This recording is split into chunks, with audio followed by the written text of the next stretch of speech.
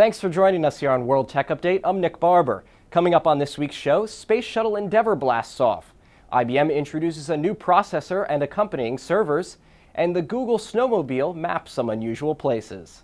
We'll start this week, though, in Iran, where the government is shutting down Google's Gmail service within the country, hoping to quell opposition. The Wall Street Journal reported on Wednesday that Iranian authorities are trying to silence any anti-government protests before they can get started. Government opposition groups have called for protests to be held on February 11th, when the country traditionally celebrates the anniversary of the Islamic Republic. Staying with Google, with the introduction of Buzz, the company has added social networking integration to Gmail. The new service is built inside of the webmail application and lets users share content similar to how it's done on Facebook and Twitter. You can update your status on either your desktop or a mobile device. Buzz allows you to connect to other sites like Picasa, Flickr, Google Reader, and Twitter, so that content from there becomes aggregated within Buzz. As of now, Buzz doesn't have a link into Facebook, and without the two applications communicating, that represents a major gap in Buzz's coverage. You also cannot update your Twitter status from Buzz. Information only flows one way for now. Space Shuttle Endeavour blasted into the pre-dawn sky above Florida early Monday morning on a mission to deliver a new observation module to the International Space Station. On board are two European modules, Tranquility and Cupola, which together are the last pieces of the non-Russian part of the ISS. Tranquility is a connecting module, while Cupola is a control room and observation area for robotic operations. Cupola will be mounted to face the Earth and will provide astronauts with a much improved view of the planet and robotic operations being carried out in space. On Monday, IBM introduced its latest Power 7 processor, which adds more cores and improved multi-threading capabilities to boost the performance of servers requiring high uptime. The Power 7 has up to 8 cores, with each core being able to run 4 threads.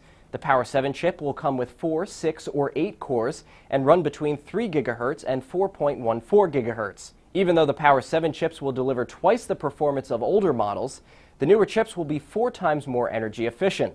The company also launched 4 Power 7-based servers that will be available between mid-February and mid-March. Electronics giants Samsung and Sharp put nearly 3 years of battling over LCD panel and module patents behind them on Monday, with a deal that ends all ongoing patent infringement disputes. 2 recent rulings appear to have provided an incentive for the 2 companies to settle.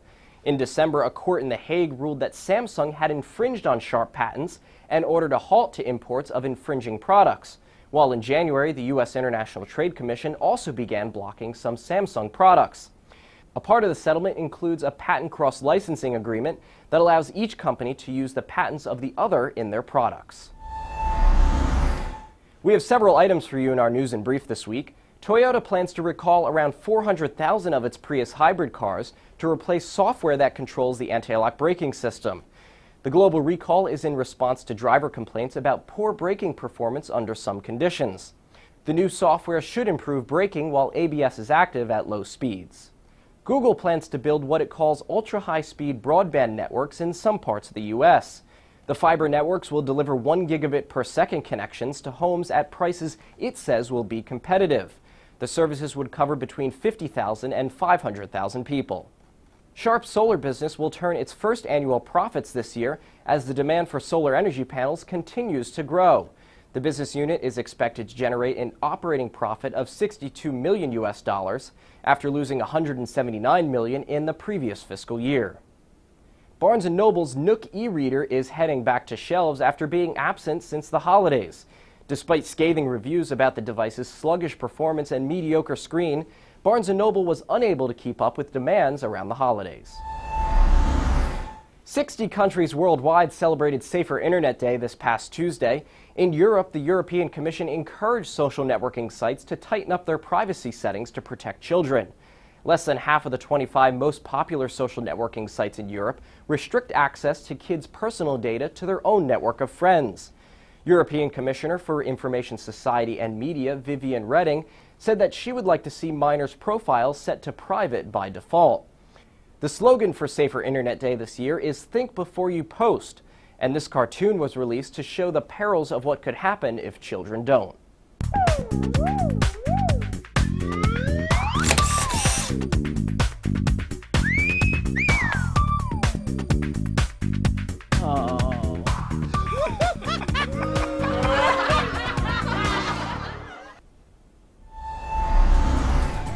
that's our show for this week. Thanks for joining us here on World Tech Update. To find out what's coming up on every week's show, don't forget to follow us on Facebook and Twitter.